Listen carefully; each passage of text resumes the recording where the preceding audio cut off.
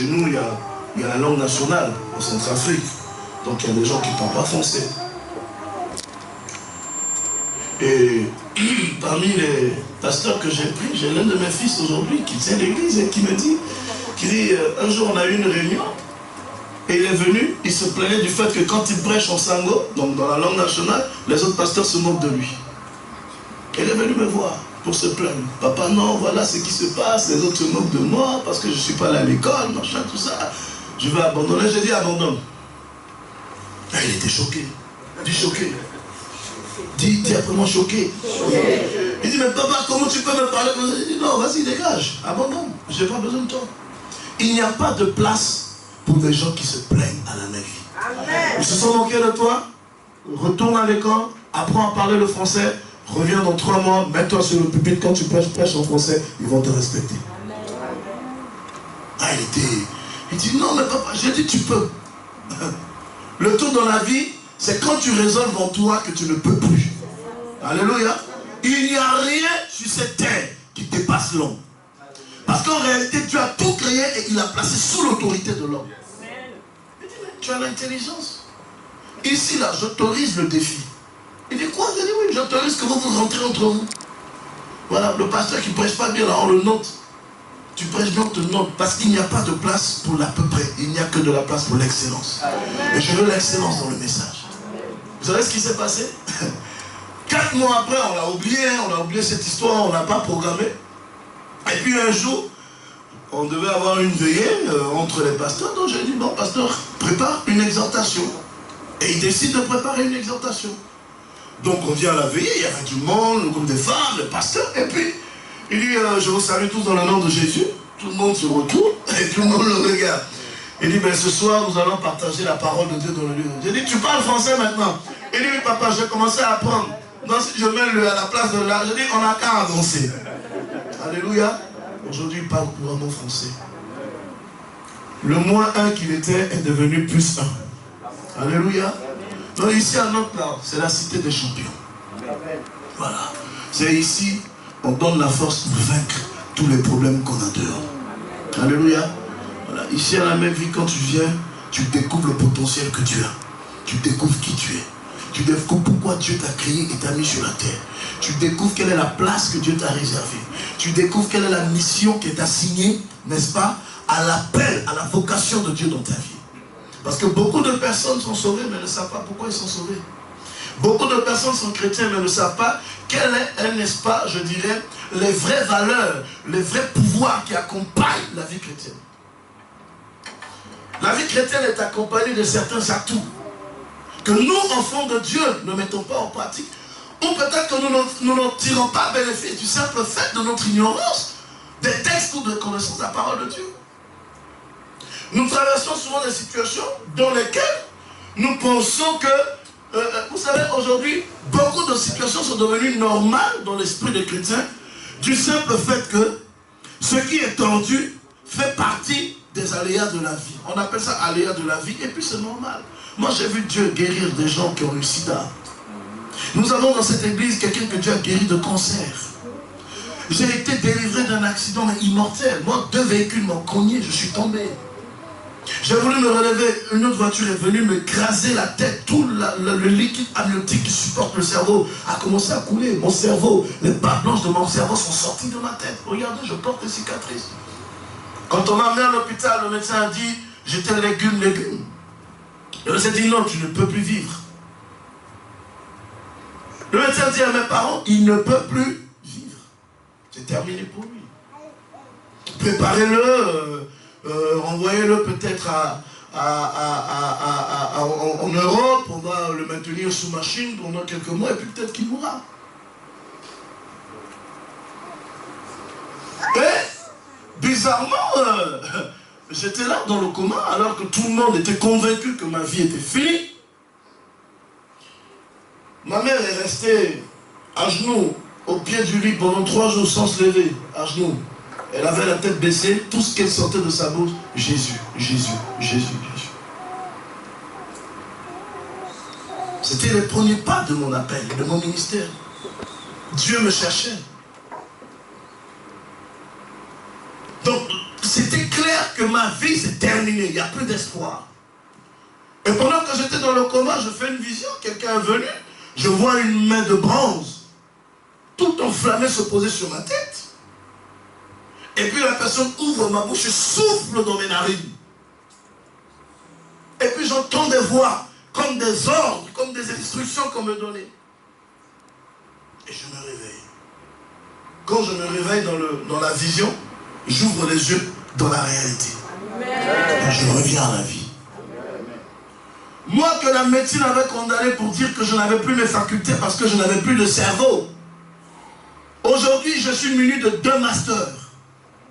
Je ne suis pas un aventurier. Ça a des traces. Vous allez sur Internet, vous tapez HEC, vous allez voir la promotion. Pas fait n'importe quelle école. Alléluia. C'est pour vous dire qu'il y a des choses que seul Dieu est capable de faire dans la vie d'un homme. S'il l'a fait dans la vie, il peut le faire dans ta vie. Il peut le faire dans la vie de tes enfants. Il peut le faire dans la vie des membres de ta famille. Il est capable de le faire. Donc tu n'as pas dit amen bien. Il n'y a rien qui dépasse le Seigneur. C'est parce que notre compréhension de la parole de Dieu est à l'envers. C'est pourquoi nous vivons des situations controverses. Ce matin, j'ai commencé à prier et le Seigneur davantage me met à cœur de parler, de remettre en place les fondements. Parce que j'ai compris qu'une maison qui n'a pas de fondation n'a pas d'édifice. Avant de pouvoir bâtir une maison, là, on fait le plan, on s'assoit d'abord. On évalue les moyens qu'on dispose pour construire la maison, n'est-ce pas? Ensuite, après, on fait le plan de la maison, n'est-ce pas? Et on recueille maintenant la technique pour pouvoir établir les premières pierres de la maison. Donc on met la fondation. Et le Seigneur m'a dit, le peuple que tu vois est celui sur qui je compte pour faire des grandes choses dans la ville de Nantes. Donc remets une nouvelle fondation. Vous savez, si je ne croyais pas en cette vision, je ne perdrais pas mon temps ici, même si c'est l'archevêque qui m'a demandé de venir. Pour ceux qui me côtoient un peu ces jours-ci, ils savent quel genre d'homme je suis. Je suis régi par des principes. Quelquefois, on me trouve trop droit et pas correct. Vous savez, quand on ne connaît pas les gens de l'extérieur, on a notre appréhension de leur personne. Mais quand on commence à approcher les gens, on découvre véritablement qui ils sont et quels sont les principes auxquels sont attachés leur vie.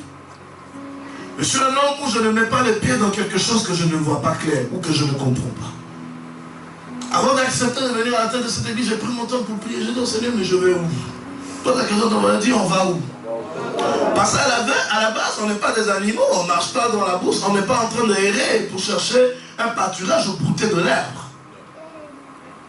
Une église, c'est une vision. Qui dit une vision, dit une direction. Qui dit une direction, dit une destination. Et lorsqu'on parle de vision, on parle de direction. Quand on parle de direction, on parle de destination. Quand on parle de l'ensemble de ces 3 choses, on parle de provision, mais on parle en même temps de destinée. C'est-à-dire qu'on est venu conduire la destinée des hommes et des femmes qui vont quelque part. Dis à ton voisin, si tu es un aventurier, tu n'as pas ta place ici. Alors, dis-le bien. Alléluia. Alléluia. Tous ton voisin dit, j'espère que ce n'est pas de toi qu'il s'agit. Alléluia. Oh, quelqu'un me dit un amen bien. Dis-moi un amen bien. Dieu est un mythe. Dieu, il est mystérieux. Dieu est un mystère. Dieu est un mystère. Chaque fois que l'homme pense connaître Dieu, il se révèle autrement. Je sens que ce matin, je vais parler. Toutes les fois dans l'histoire de l'homme avec Dieu, quand l'homme pense connaître le Seigneur un peu, il se révèle autrement. Allons dans les Écritures. Ce matin, Dieu va nous faire du bien. Alléluia. On y va, Dan. Tu es prêt? On peut y aller? Mon caméraman. Hébreux chapitre 5, le verset 1er. Nous allons beaucoup tourner dans le livre d'Hébreux ces jours-ci parce que j'aime beaucoup les textes, surtout de Hébreux, Romains, les Actes des Apôtres et les 2 livres de Corinthiens. Pour moi, le christianisme d'aujourd'hui est fondé sur les principes qui ont été écrits, que Paul a laissés dans ses différents épîtres. Hébreux chapitre 5, verset 1 à 5. C'est bien ça, hein? Priez pour moi, soutenez-moi dans la prière parce que maintenant on dit qu'il y a quelque chose qui est sorti qu'on appelle iPad. Donc nous tous on est en train de se chercher dedans. Alléluia. Même l'archevêque prêche maintenant avec iPad. Donc pourquoi moi il ne veut pas essayer ici? Alléluia. Voilà. Hébreux chapitre 5, nous le prenons comme texte de base, versets 1er à 5.